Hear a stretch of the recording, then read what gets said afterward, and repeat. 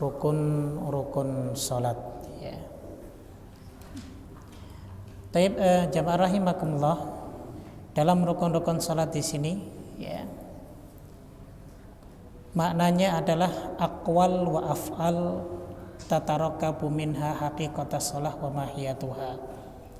Yang disebut dengan rukun salat di sini adalah ucapan dan perbuatan yang darinya tersusunlah hakikat salat dan inti daripada salat ya.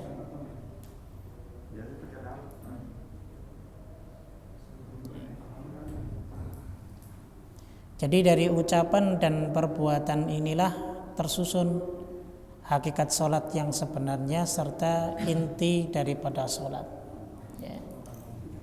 Maka fa idza takhallafa wahidun min hadhil arkan lam tatahaqqaqis shalah wa lam ya'tatu biha syar'an. Jika salah satu dari rukun-rukun ini tidak dikerjakan, maka tidak dikatakan salat, bahkan secara syariat tidak disebut sebagai salat begitu ya. Wala yujbaru bisujudi sahwi, tapi di sini tidak diganti dengan sujud sahwi. Tidak diganti dengan sujud sahwi. Jadi kalau ada satu rukun yang tertinggal di antara rukun-rukun salat ini, maka dia tidak disebut dengan salat dan tidak dikatakan sebagai salat secara syar'i. Ya. Dan wala yujbaru bi sujudi sahwi, tidak harus diganti dengan sujud sahwi. Begitu ya. Nanti kita akan bahas apa saja rukun-rukunnya agar kita tahu, sehingga di antara kita jika ada salah satu yang meninggalkannya, maka tidak perlu kita sujud sahwi. Ya. Baik. Kita akan bahas ya. Tarku rukni fi shalah. Kita akan bahas meninggalkan rukun dalam salat. Man taraka rukna fi sholati fala yakhlu min kaunihi tarkan amdan aw tarkahu sahwan aw jahlan. Orang yang meninggalkan rukun salat itu tidak terlepas dari dua keadaan. Bisa jadi dia meninggalkannya karena sengaja, atau yang kedua meninggalkannya karena lupa atau memang tidak tahu bahwa itu merupakan rukun salat. Itu. Hanya ada dua keadaan ini. Jika keadaan itu ada di keadaan yang pertama meninggalkannya karena sengaja, maka salatnya batal dan tidak sah. Ya. Misal salah satunya adalah rukuk ya. Rukuk itu termasuk salah satu dari rukun sholat. Dia tinggalkan rukuk. Jadi ketika setelah selesai membaca surat lain, setelah baca Al-Fatihah langsung sujud ya. Tidak ada rukuk dan tidak ada i'tidal misal, maka jika dia sengaja maka batal sholatnya. Kemudian keadaan yang kedua karena lupa atau karena dia tidak tahu, maka fa'in amkana tudarikuhu wal ityanu bihi wajib bil ittifaq. Jika memungkinkan untuk mendapatkannya, misal ya, dia sujud yang pertama, lalu kemudian dia ingin bangkit, padahal dia belum duduk di antara dua sujud dan sujud yang kedua. Setelah dia sujud yang pertama, kemudian dia ingin bangkit, dia ingat bahwa dia belum duduk di antara dua sujud dan sujud yang kedua. Jika memungkinkan baginya untuk mendapatkannya, maka kembali ke duduk di antara dua sujud, lalu kemudian sujud yang kedua baru bangkit. Jika memungkinkan untuk ia dapatkan. Fa illam yumkin tudarikuhu fasadat salatuhu indal Hanafiyah. Tapi jika tidak mungkin untuk mendapatkannya, contoh sudah Allahu Akbar, sudah berdiri, berarti kan dia meninggalkan duduk di antara dua sujud dan sujud yang kedua. Maka kemudian dia sudah bangkit tegap berdiri, kemudian membaca surat Al-Fatihah lagi, ini di rakaat yang kedua contohnya, maka sholatnya menjadi rusak. Ini kata Hanafiyah. Hanafiyah itu mazhab yang kembali kepada Imam Abu Hanifah. Kemudian yang kedua, indal jumhur, menurut pandangan mayoritas ulama, maka tulghar rakaah allati taraka minha ruknu faqat. Sehingga apa? Rakaat yang salah satu dari gerakan itu ditinggalkan, ya, maka satu rakaat itu tidak dianggap dalam sholatnya. Ya, jadi satu rakaat tersebut karena tidak sempurna tidak dianggap satu rakaat. Begitu, ya. Ila an yakuna nasiya takbiratul ihram, kecuali dia lupa dalam takbiratul ihram, tiba-tiba sedekap saja, begitu. Fa innahu yasta'nifu min jadidin, maka dia harus mengulang salatnya dari awal. Li'annahu, karena lam yadkhul fi salati aslan, dia belum masuk ke dalam salat. Karena mengawali salat itu dengan apa? Takbiratul ihram. Ya, jadi begitu ya. Nah, pandangan jumhur ini saya contohkan begini, Pak. Misal rakaat pertama, Allahu Akbar, Alhamdulillahirabbil alamin, selesai membaca satu surat, kemudian rukuk, i'tidal, sujud, kemudian dia mau duduk di antara dua sujud, cuma karena lupa langsung bangkit. Kalau memungkinkan untuk, misalnya dia ingat kemudian memungkinkan bagi dirinya untuk duduk lagi, maka lakukan. Tapi misalnya dia teringat setelah dia membaca Al-Fatihah, mungkin semua makmum di situ tidak mengingatkan juga, semuanya ya pada nggak konsentrasi sholatnya, misal ya. Jadi semuanya tidak ingat. Tapi imam setelah ketika baca Al-Fatihah, di tengah-tengah dia ingat bahwa dia meninggalkan duduk di antara dua sujud dan meninggalkan sujud yang kedua. Artinya sudah tidak memungkinkan, begitu. Ya. Nah, kata Hanafiyah, Abu Hanifah, salatnya rusak. Ya, salatnya rusak. Jumhur mengatakan bahwa rakaat tadi tidak terhitung. Rakaat tadi tidak terhitung. Berarti menambah rakaat berikutnya. Kata jumhur ulama begitu. Kecuali jika yang dia lupa itu takbiratul ihram. Kalau takbiratul ihram berarti dia harus mengulang sholatnya. Cuman aneh saja, Pak. Tiba-tiba berdiri, Alhamdulillahirabbil alamin, belum dimulai takbir Allahu Akbar. Ya. Ini kayaknya sih kasusnya nggak ada, ya, kayaknya. Cuman mungkin bisa aja terjadi, ya, karena saking groginya, ya, belum pernah jadi imam, suruh maju dijorokin dari belakang, tiba-tiba langsung baca Alhamdulillahirabbil alamin tanpa masuk dengan takbiratul ihram. Ya, dia ingat. Berarti dia harus membatalkan sholatnya dan mengulang sholatnya dari awal. Nah, jadi begitu ya. Jadi meninggalkan rukun itu ada dua kemungkinan. Imam meninggalkan karena sengaja, yang kedua karena tidak sengaja. Wallahu a'lam bishawab. Sekarang kita masuk ke rukun-rukun sholat apa saja. Rukun-rukun sholat diantaranya yang pertama adalah al-qiyamu fil farad lil qadir alaihi, yaitu berdiri dalam sholat fardu, sholat wajib bagi yang mampu. Dalilnya apa? Surat Al-Baqarah ayat 238. Wa qumu lillahi qanitin, dan berdirilah untuk menghadap kepada Allah Subhanahu wa taala dalam keadaan khusyuk. Gitu. Kemudian dari hadis Nabi sallallahu alaihi wasallam bersabda, diriwayatkan Imam Bukhari dan Abu Dawud serta Tirmidzi. Ya. Bersabda kepada Imran bin Husain, ya, sahabat beliau, "Sholli qa'iman, salatlah dalam keadaan berdiri.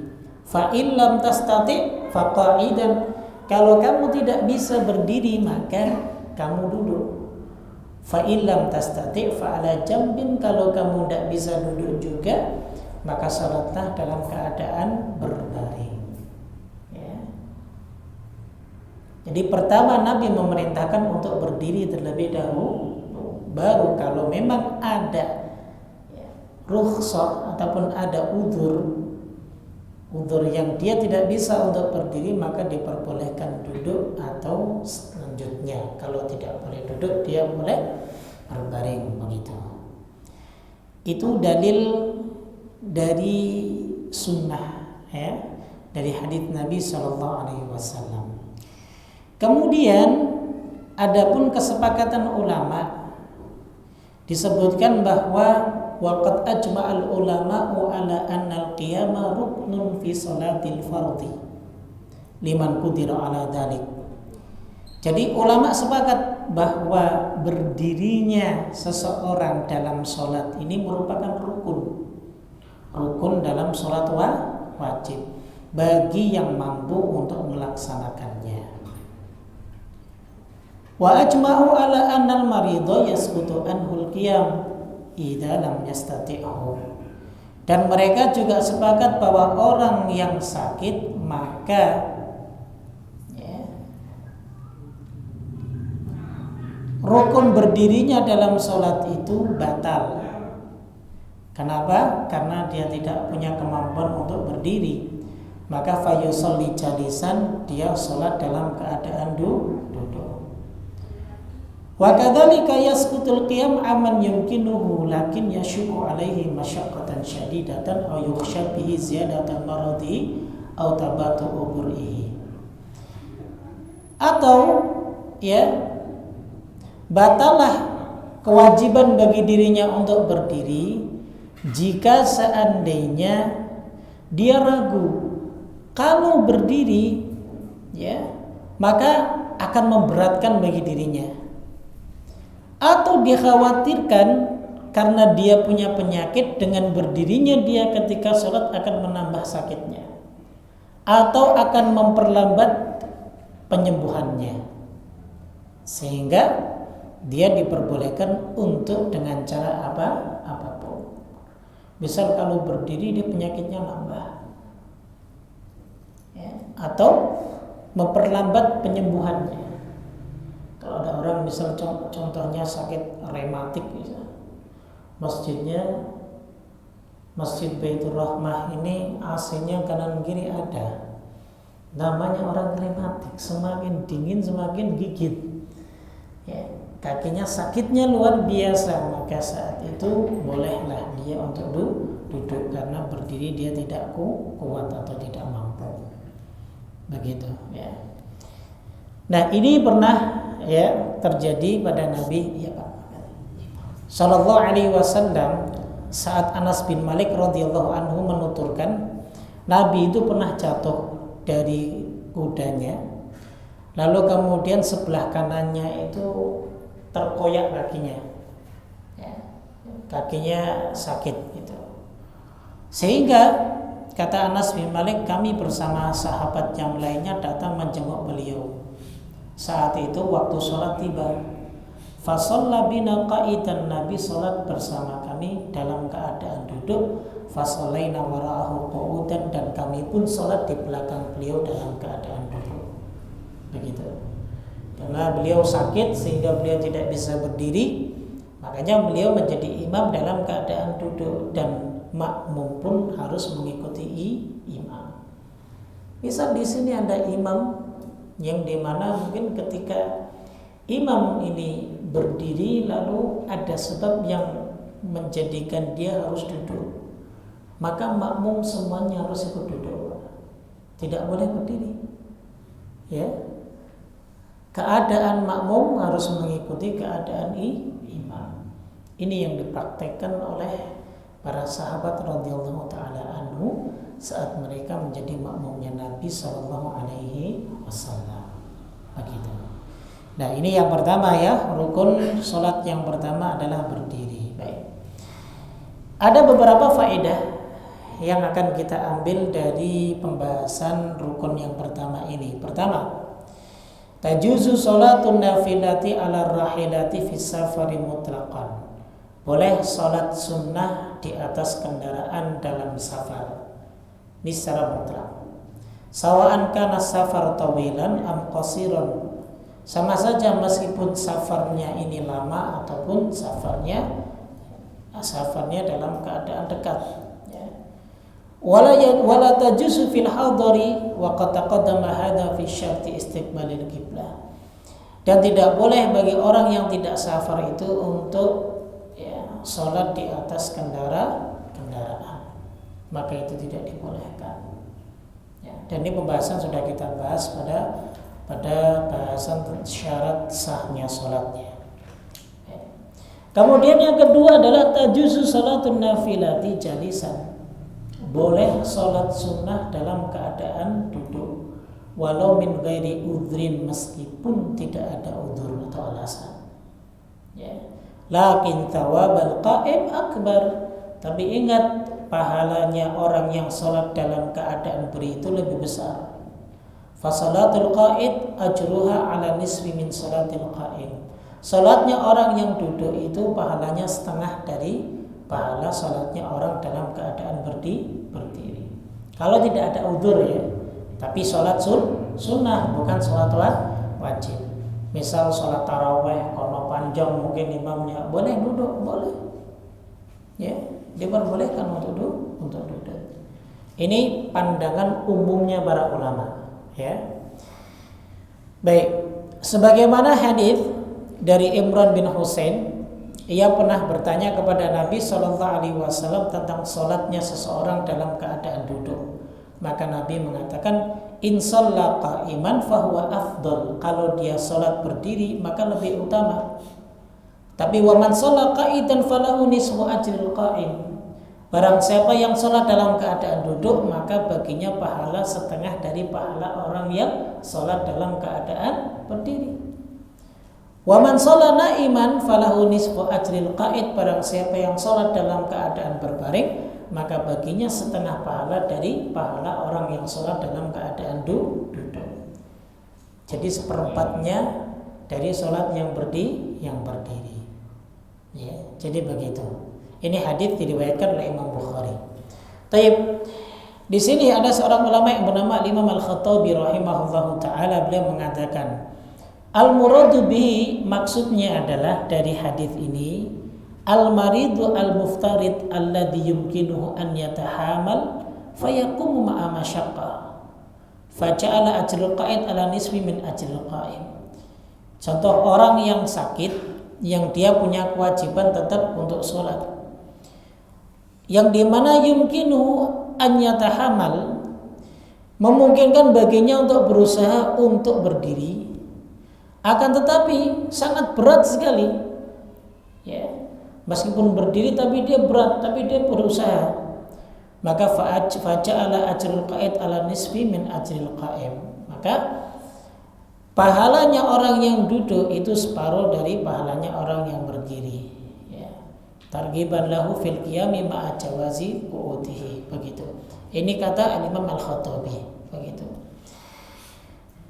Kemudian di sini para ulama menyebutkan wa baju hadzal haml, ya, wa man shalla na'iman falahu nisfu ajril qa'id. Ya.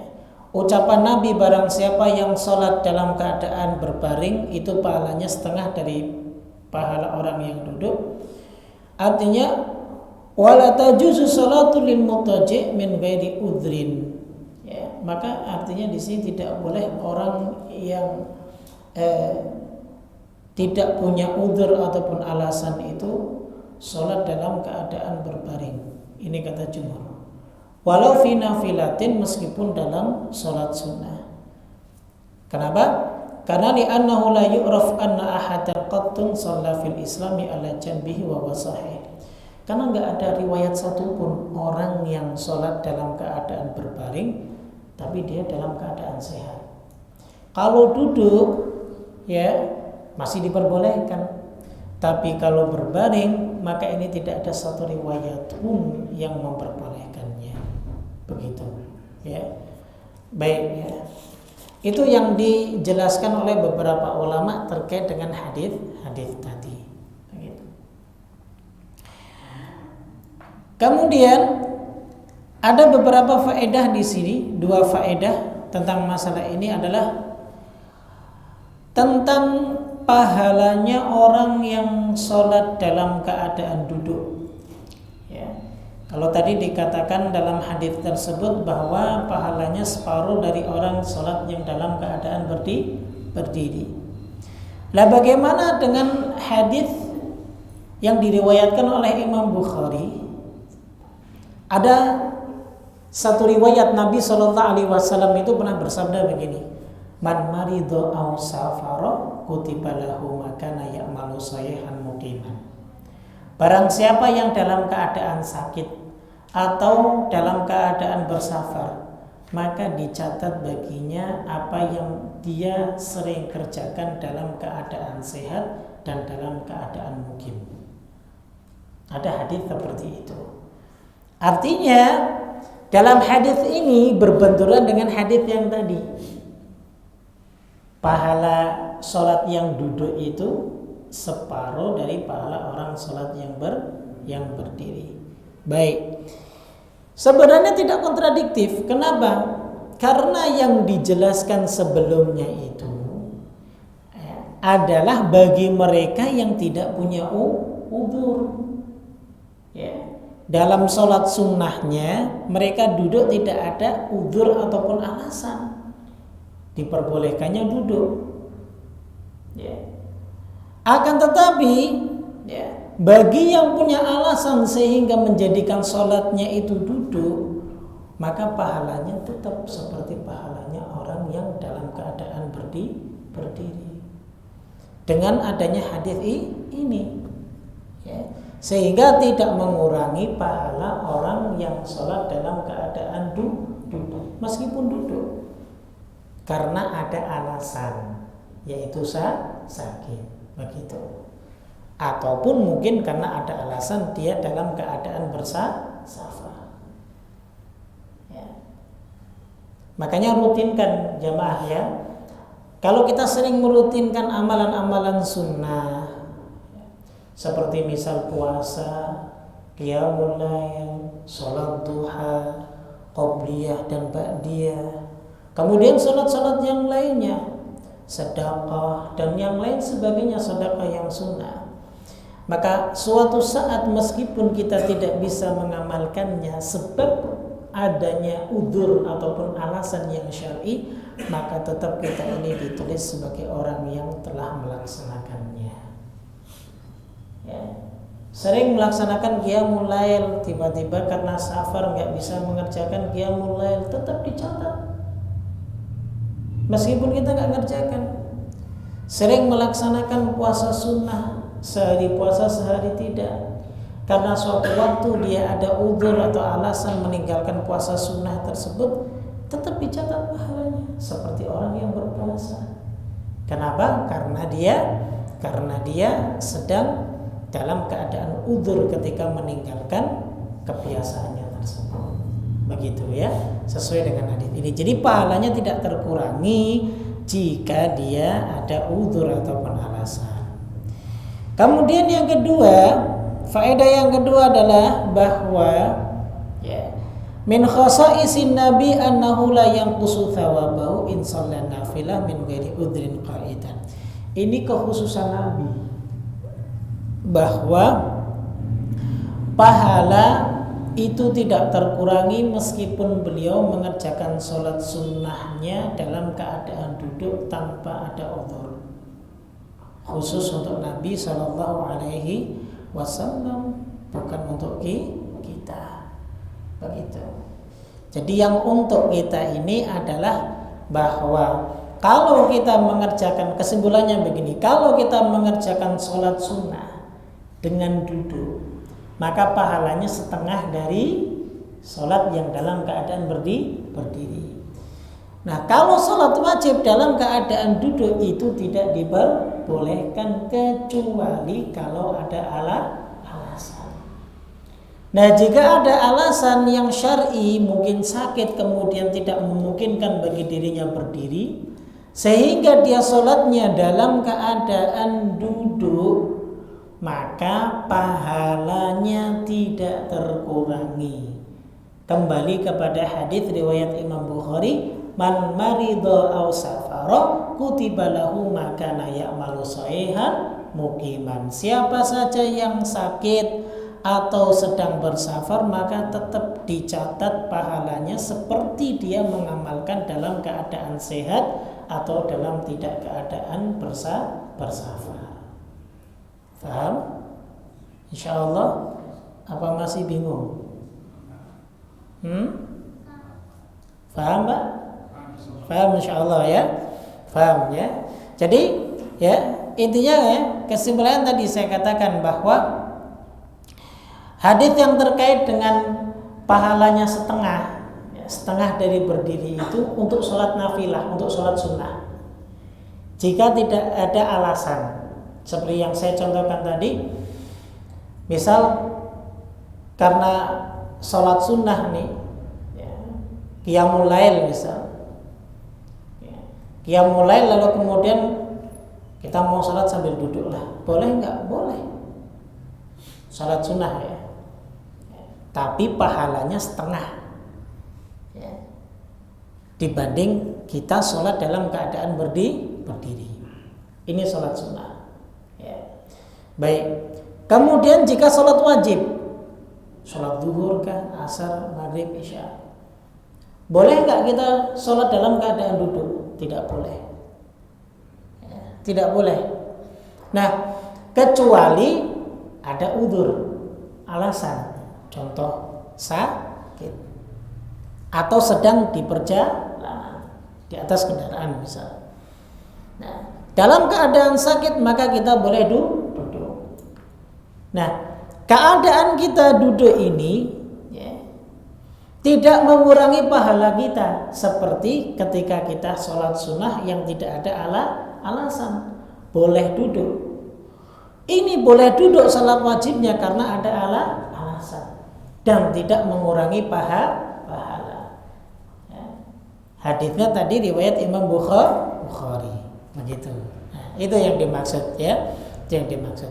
Nah, adapun Nabi, perbuatan Nabi Shallallahu Alaihi Wasallam pernah sholat sunnah sambil duduk, maka bagi beliau tidak terkurangi pahalanya, meskipun beliau ya tidak memiliki udzur, tidak memiliki alasan. Kenapa beliau duduk sholatnya? Karena ini kekhususan untuk Nabi kita Muhammad Sallallahu Alaihi Wasallam, begitu. Ya, wallahu taala alam bisawab. Nah, itu ya. Kemudian, ya, yang kedua kita masuk pembahasan rukun yang kedua. Rukun yang kedua adalah takbiratul ihram. Ini merupakan rukun. Ya. Dalilnya hadis yang diriwayatkan oleh Imam Abu Dawud dan Tirmidzi serta yang lainnya. Nabi SAW pernah bersabda, "Miftahus sholati tuhur." Kuncinya salat itu adalah bersuci. Wa tahrimuhat takbir, dan haramnya adalah takbir. Wa tahliluhat taslim, dan halalnya adalah taslim, salam. Maksud tahrimuhat takbir, ketika orang sudah takbir Allahu Akbar, segala sesuatunya diharamkan bagi dirinya. Ngomong nggak boleh, mau bergerak apapun di luar dari sholat nggak boleh. Ya, jadi gerakan dia, ya gerakan sholat. Omongan dia, apa yang dia ucapkan, ya semuanya tentang bacaan-bacaan sholat. Ya. Jadi begitu ya. Jadi haram untuk melakukan aktivitas yang lainnya kecuali gerakan-gerakan salat. Wa tahlilu taslim maksudnya apa? Kalau sudah salam bebas. Begitu, ya. Kalau sudah salam bebas. Nah, jadi begitu yang dimaksud dengan hadis ini, ya. Baik. Ada kalimat takbir di sini, maka setelah kita takbir Allahu Akbar, maka ini disebut takbiratul ihram. Begitu. Ya. Kemudian Aisyah radhiyallahu taala anha pernah meriwayatkan bahwa karena Rasulullah sallallahu alaihi wasallam yastaftihu sholata bitakbir. Beliau memulai salatnya dengan takbir Allahu Akbar gitu. Yang dimaksud takbir di sini adalah takbir yang sudah dimaklumi kalimatnya, baik itu dari kalangan salaf dan kalangan khalaf, dengan mengucapkan Allahu Akbar. Bukan ucapan yang lainnya begitu, ya. Sehingga tidak sah ketika masuk di dalam sholat tanpa mengucapkan Allahu Akbar, begitu, ya. Wa hadha madhab Ats-Tsauri wa Malik wa Ahmad wa Syafi'i. Inilah madhabnya Imam Syafi'i, Imam Malik, Imam Ahmad dan Imam Syafi'i. Illa kecuali annahu ajaza qawluhu Allahul Akbar. Kecuali ada sebagian dari mereka membolehkan lafaz Allahul Akbar. Ya, Allahul Akbar, bukan Allahu Akbar. Ini riwayat dari Ibnu Mas'ud. Ya. Wa khalafa Abu Hanifah menyelisihinya. Faqala tan'aqidu salah bi kulli ismin lillahi ta'ala ala wajhil ta'zim. Jadi salat sah dengan menyebut nama Allah yang lainnya. Misal Allahul Azim, ya, Allahul Kabir, Allahul Jalil, ya, atau Subhanallah, atau Alhamdulillah, ya, dan sejenisnya. Itu diperbolehkan. Ini pendapatnya Imam Abu Hanifah. Tapi yang jelas pendapat ini menyelisihi mayoritas ulama. Ya. Mayoritas ulama, ya, baik dari kalangan salaf terdahulu hingga sekarang, ya takbir yang diucapkan adalah Allahu Akbar. Itu takbiratul ihram. Ya. Kemudian boleh enggak takbir itu dengan selain bahasa Arab? Karena kita orang Jawa, ya, maka kita takbir Gusti Allah Maha Ageng. Ya. Kalau kita orang Betawi, ya, Gusti Allah apa? Gede banget. Ya. Boleh enggak? Enggak boleh. Tidak diperbolehkan. Dulu sempat saat di Turki, ya, Mustafa Kemal Atatürk itu memimpin, ya. Maka saat itu sempat baik itu adzan dan sholat dirubah menjadi bahasa Turki, ya. Entah bagaimana jadinya kalau sholat itu dirubah menjadi bahasa Indonesia ataupun bahasa Jawa, ya, maka akan lebih panjang, ya. Bacaan Al-Qur'annya lebih panjang dan akan lebih menyulitkan bagi kita semua, ya. Karena Al-Qur'anul Karim Allah turunkan itu tidak untuk memberatkan. Bahkan dalam Al-Quran Allah sebutkan walaqad yassarnal Qur'ana lidzikri fahal min muddakir. Kami mudahkan Al-Quran itu untuk diingat, ya.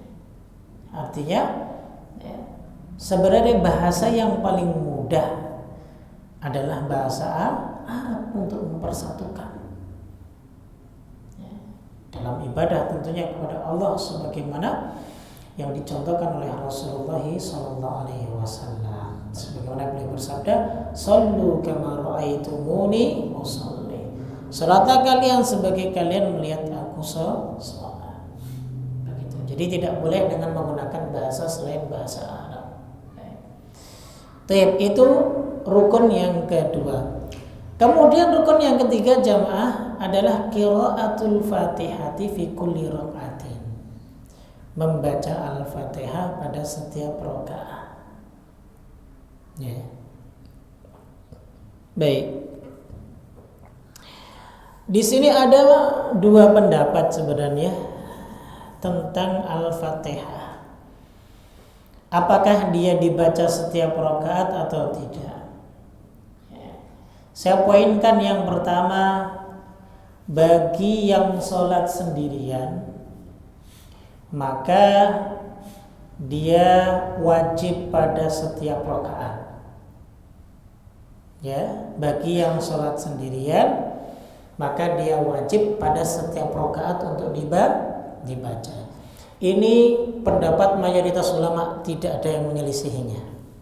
Dalilnya la sholata liman lam yaqra bi Fatihatil Kitab. Tidak ada salat bagi yang tidak membaca Fatihatul Kitab. Ya. Dan banyak lagi dalil-dalil yang lain terkait dengan Fatihah ini. Kemudian yang kedua, poin yang kedua adalah jika salat berjamaah. Nah, dalam salat berjamaah ini dibagi menjadi dua poin. Poin yang pertama adalah dalam keadaan sir sholatnya. Sir itu tidak jahar, seperti zuhur dan asar. Ya.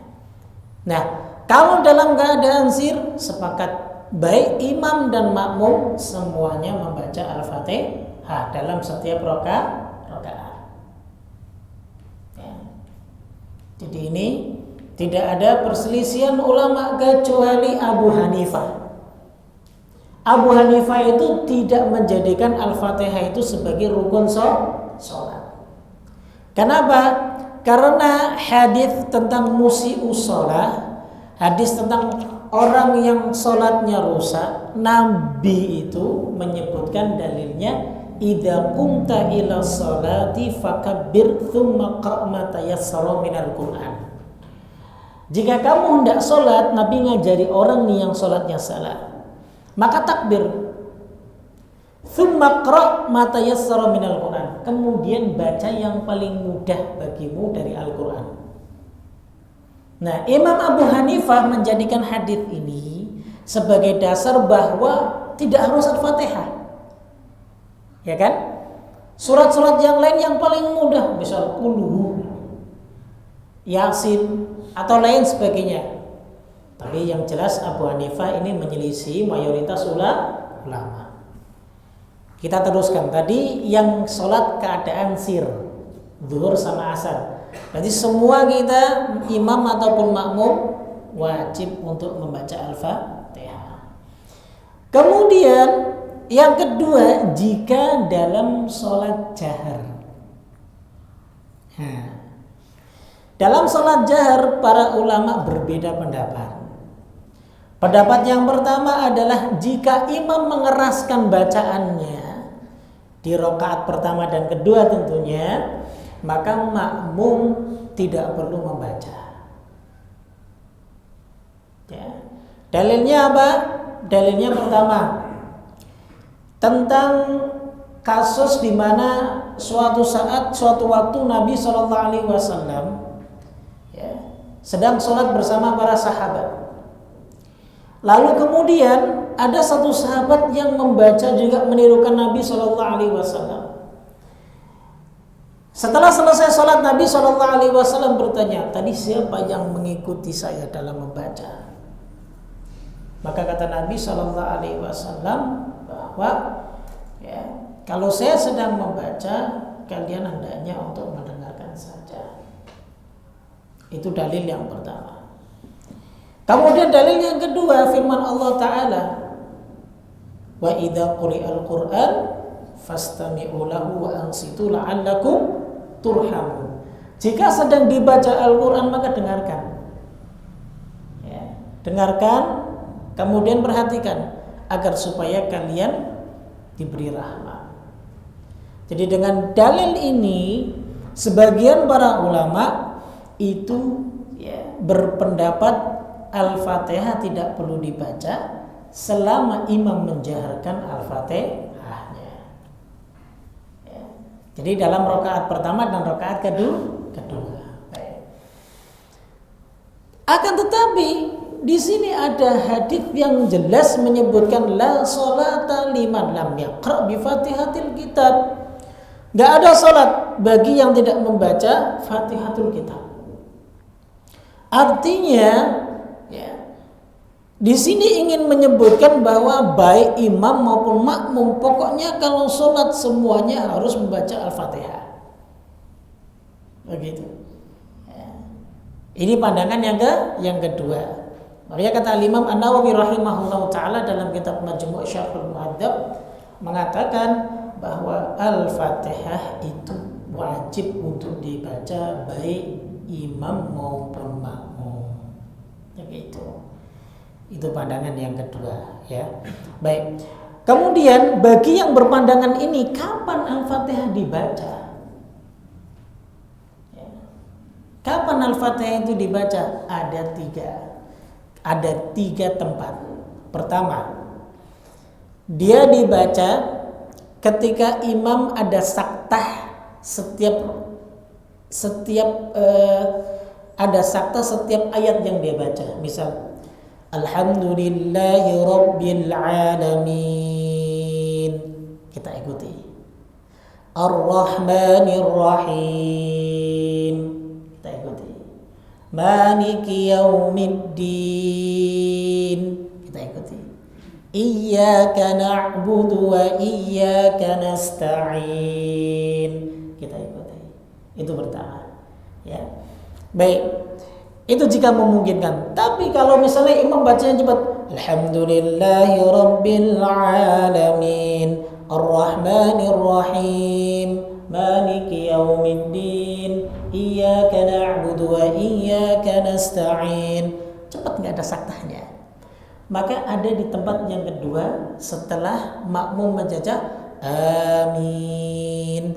Maka ketika ada imam yang faham, dia ngasih jeda sebentar, maka disitulah makmum membaca. Ya, disitulah makmum membaca. Nah, jika seandainya di situ juga tidak bisa, tidak dapat, ya, pertama tidak dapat, dua tidak dapat, ya imam membaca surat lain, makmum diperbolehkan membaca Al-Fatihah. Jadi begitu, ya. Nah, itu tempatnya bagi yang berpendapat bahwa Al-Fatihah itu tetap dibaca meskipun dia makmum dalam keadaan sholat jahriyah.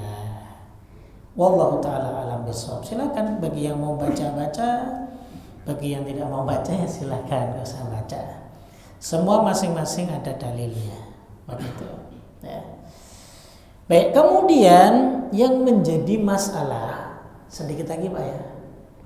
Masih berapa menit nih? Kita dua-dua kan ya Pak?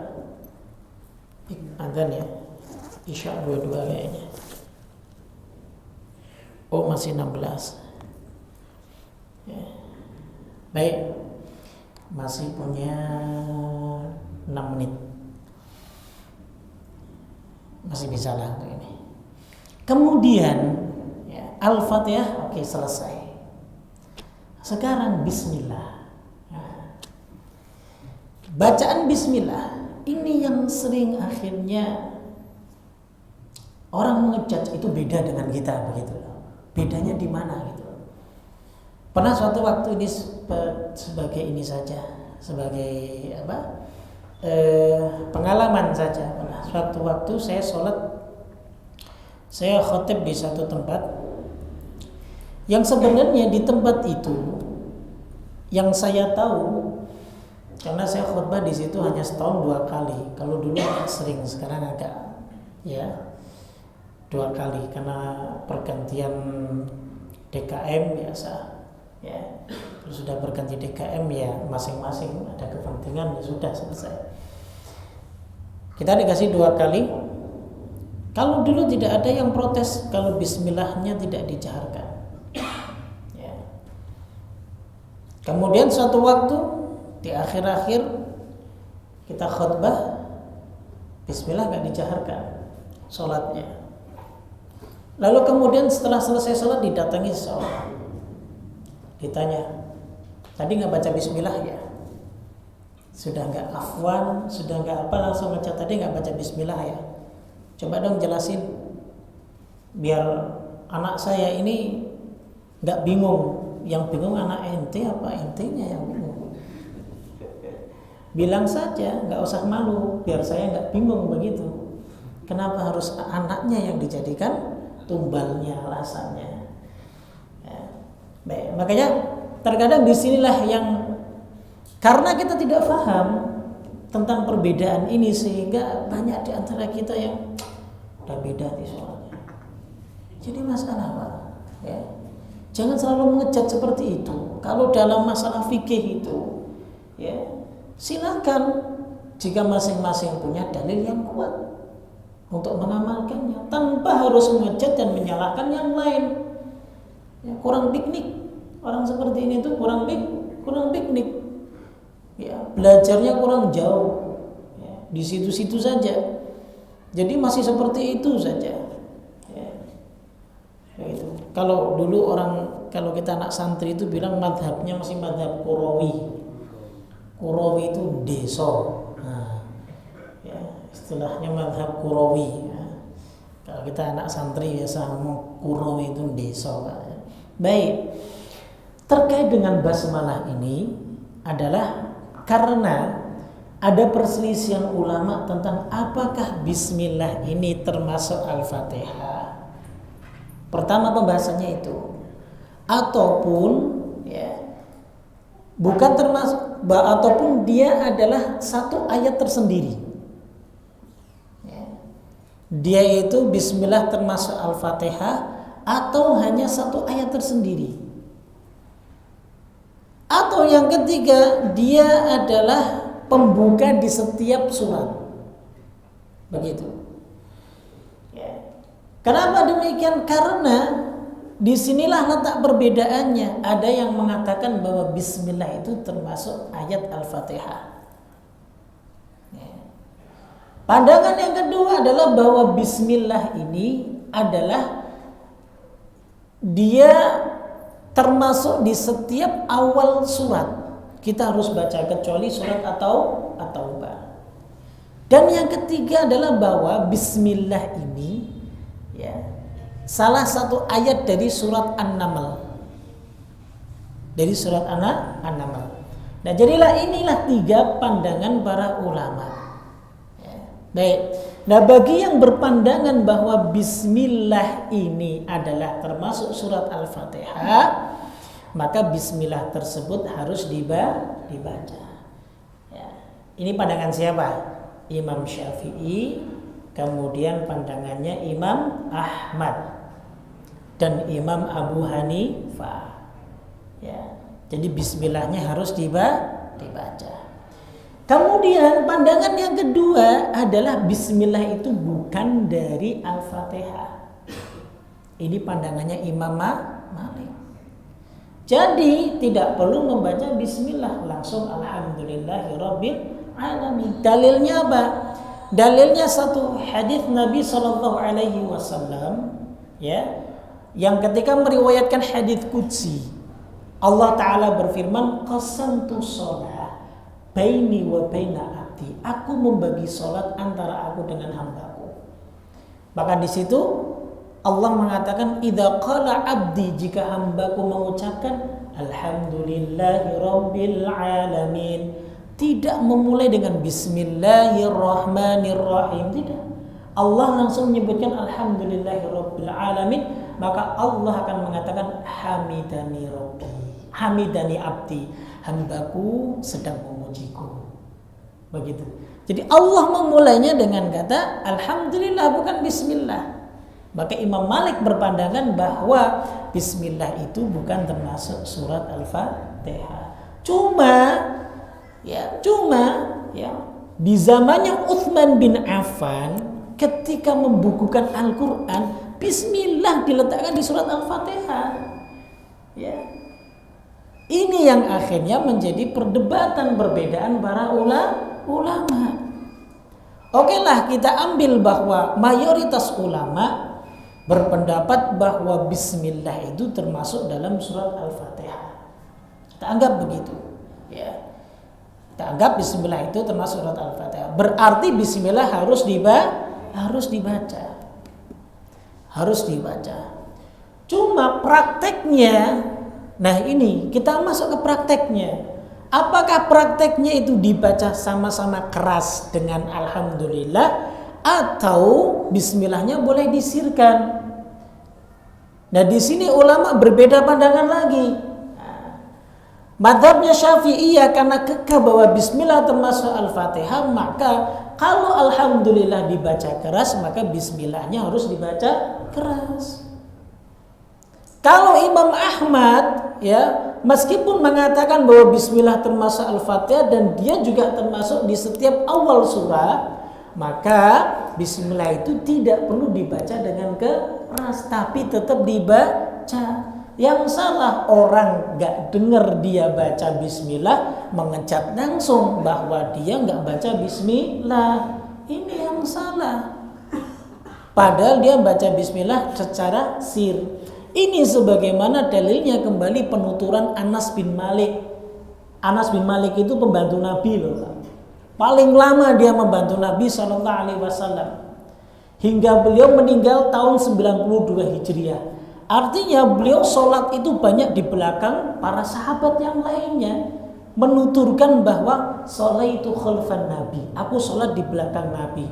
Di belakang Abu Bakar, di belakang Umar, di belakang Utsman, di belakang Ali. Semuanya ketika memulai Al-Fatihah dengan membaca Alhamdulillahirabbil alamin. Tidak mengecat bahwa Nabi dan para sahabat yang lain tidak membaca bismillah, tapi Anas mengatakan bahwa memulainya dengan alhamdulillah. Entah itu bismillahnya dibaca dibaca sir, kita nggak tahu. Tapi dimulainya dengan alhamdulillah. Jadi begitu. Nah, akhirnya ya karena ada perbedaan pandangan seperti ini, saya mau ngambillah pandangannya Ibnu Katsir rahimahullahu taala. Ibnu Katsir itu mazhabnya Syafi'i. Ibnu Katsir mazhabnya Syafi'i, Pak. Beliau mengatakan apa? Baik dikeraskan maupun tidak dikeraskan, sholatnya sah. Selesai. Ya. Jadi kalau Bapak mendengar ada imam yang membaca bismillahnya tidak keras, husnudzon berarti disirkan. Enggak usah suudzon, itu enggak baca bismillah. Enggak usah. Mungkin disirkan, ya. Mungkin disirkan. Ya.